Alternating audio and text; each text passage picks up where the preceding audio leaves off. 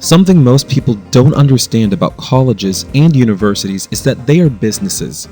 Money keeps the power on in the classrooms, it pays the salaries of the teachers, it buys the lab equipment, computers, and everything else universities need to attract and develop students.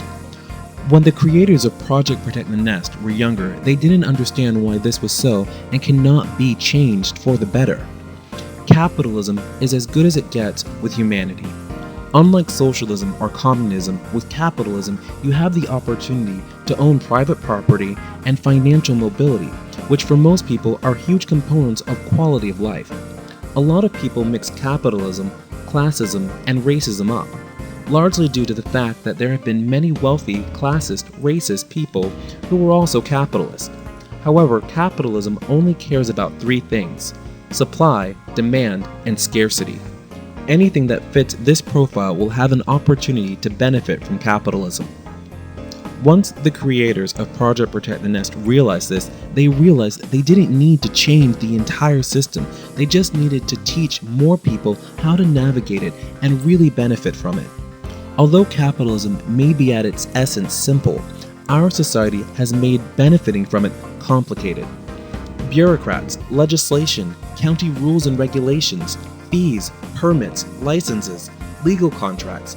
Having an opportunity is one thing, but knowing how to benefit from it is another. Whether a student is rich or poor, navigating college and determining what you want to do with your life is hard.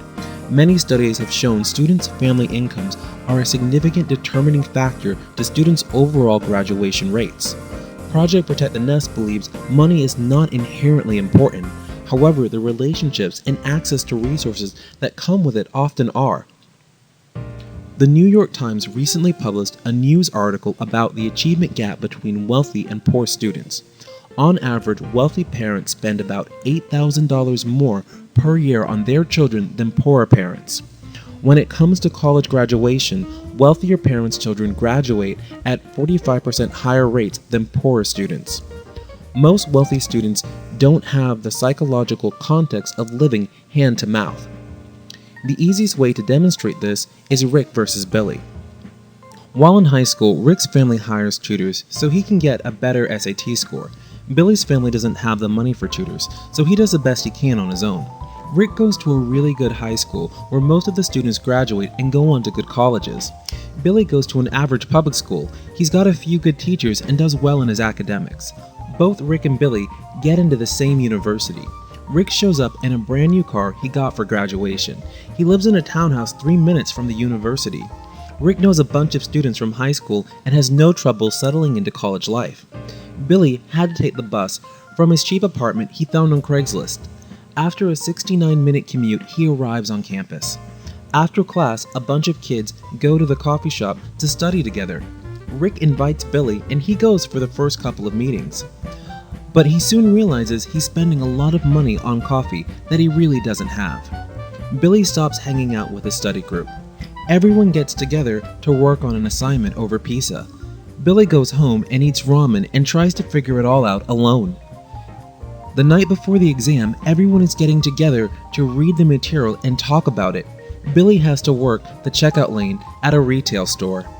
Poor students are often excluded from the cohort help system, which includes studying, editing each other's papers, and so on. Billy does not go to parties because he is working. Rick gets an internship opportunity as a result of a friendship he made at a party. Billy spends much more of his time working menial labor jobs than his wealthier classmates. The cycle continues until 4 years later, Rick and the others graduate, while Billy is still trying to figure out how to balance everything. This is the kind of scenario Project Protect the Nest wants to help FGCU students eliminate. While Project Protect the Nest has no problem with students working while taking classes, it's important to us that students feel the jobs they are doing are adding to their college experience and career goals. Project Protect the Nest cannot make college less expensive, but what we can do is try to create a college student living and learning environment that makes the average FGCU student less at risk for dropping out and more likely to academically succeed.